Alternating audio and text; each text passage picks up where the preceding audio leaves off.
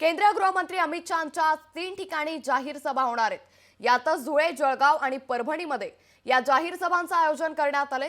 सेलू मतदारसंघातील उमेदवार मेघना बोर्डीकर यांच्यासाठी प्रचार सभा होणार आहे, तर सिंदखेडा मतदारसंघाचे उमेदवार जयकुमार रावळ यांच्यासाठी प्रचार होईल।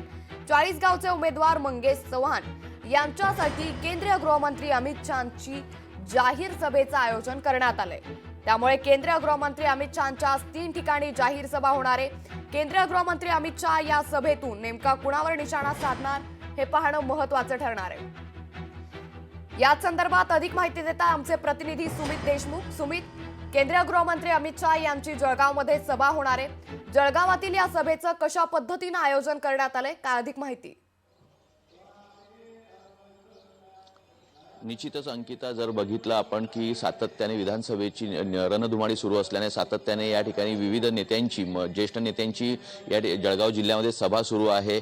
त्याच पद्धतीने 2 दिवसापूर्वी अमित शहा हे जळगावला येऊन गेले होते। मात्र आज देखील चाळीसगाव विधानसभा मतदारसंघामध्ये भाजपचे जे उमेदवार आहे मंगेश चव्हाण यांच्या प्रचार सभेसाठी अमित शहा या ठिकाणी येत आहेत।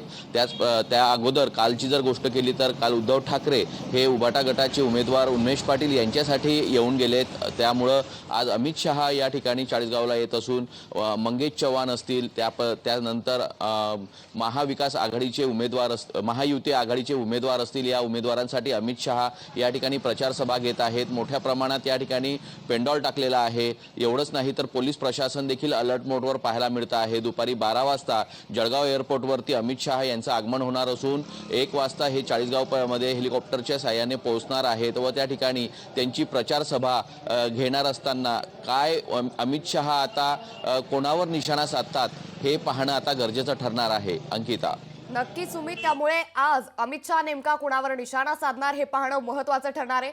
धन्यवाद आपण दिलेल्या सविस्तर माहितीबद्दल। लोकशाही मराठी ऐका, पहा, जागरूक रहा।